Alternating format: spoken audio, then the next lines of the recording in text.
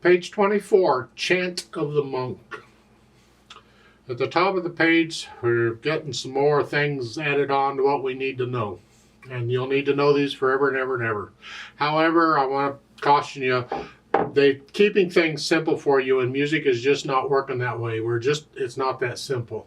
So I just want to caution you here that what you're learning here, we may have to adjust a little bit later on. I'll explain. You see the word legato. That's another Italian word. It means connected or smooth. We can't do smooth on a piano. We just can't. Too percussive. You can do smooth on a violin or a wind instrument where they can just keep playing and they're changing notes and one note just blends into another note. That's smooth. We can't do that on a piano. But we can connect the notes. There's no silence in between them. They're connected. Unless they're repeated notes, we can't connect repeated notes. It's just the way the piano works. So, legato is a type of articulation. Remember the accents, the little arrow? Legato is another. Now we have another articulation thing we have to consider. And generally speaking, it means to play the notes connected. There's exceptions. And it is a curved line. It can be above the notes or below the notes. That's not important. And it just tells you to connect the notes. So, a lot of times, not always, a lot of times, you will disconnect between the slurs.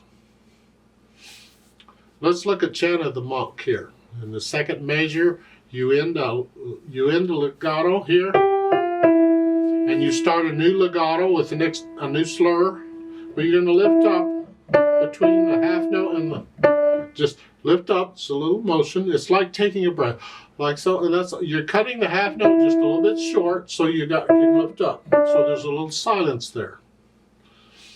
That's most of the time. You don't always lift up between slurs, but we're going to do that for now to get started. And I'll talk about it more then when we do the articulation. So let's look this piece over. It's 3 lines long, treble and bass clef, 4/4 time. We've been through all this before. You got quarter notes and half notes and whole notes. I don't see anything written in the bottom staff, so this is all for the right hand. Okay, let's make sure we got the notes. You should know the names of these notes in the music, and you should know the names of the keys on the keyboard. And that means name them without necessarily looking at little stickies that you put on the keys. Memorize them. So here you're starting out with thumb on middle C, that puts you here. And you play the notes. You can play it and say it. If you need to drill yourself, the C, D, E, F, G, F, and you take just forget the rhythm. You're just playing and saying the notes, and you take however long it takes for you to figure out the name of the note and play it. Drill yourself over and over and over until these are automatic to you. Now here we have the rhythm. 1, 2, 3, 4. 1, 2, 3, 4. 1, 2, 4. 1, 2, 3, 4. 1, 2, 3, 4. 1. So you put in the rhythm.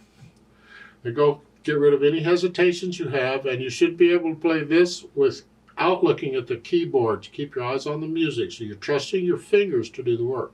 You're slowly developing a feel for the keyboard. Then we add the articulation. And here so far we've just had accents and now slurs. Well, there are no accents, but we have the slurs. So we're going to connect these notes as long as the slur's going, and then we're going to lift up between the slurs. It's a little easier on the second line to go on because it's the same note. You have to lift up. It's a repeated note. But it's like taking a breath. So you put in the slurs and lift up between them, and then the dynamics. It starts out with F. The forte is loud, whatever you think loud is. And then when you get to measure 6, it's soft. P for piano. It's like you're echoing that, and you're finishing it off soft. Speed, rather slowly flowing. Well, isn't that nice? So it's on the slow side, but careful, we don't want it too slow or the long notes just last forever. So you can play the chord and just sort of slow. Sort of, not real slow, but just sort of slow. Whatever you think that is. For me, the coffee is starting to kick in, so it's not going to be as slow as it would have been an hour ago, but okay. If I played this several times, I'd probably play it at a different speed every time, because I play by feel, and it's however I feel it, that's it.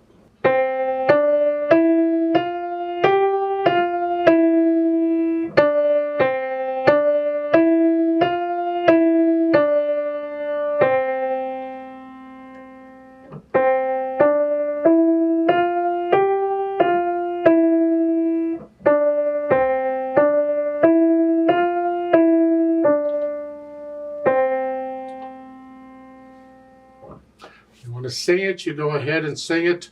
The idea with what they've done here is you sing the ah, the first syllable, and then the second with the dash, you continue to sing ah. So it's ah, lay, loo. That's how that's written in this case. So you just, because you don't go all dash, lay, dash. You just keep singing that syllable until you get a new syllable.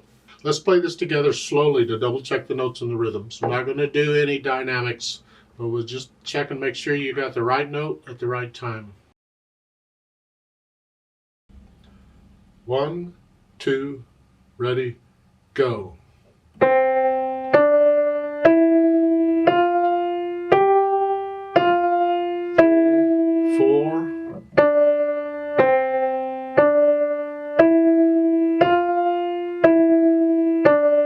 4, 1, 2, 3, 4.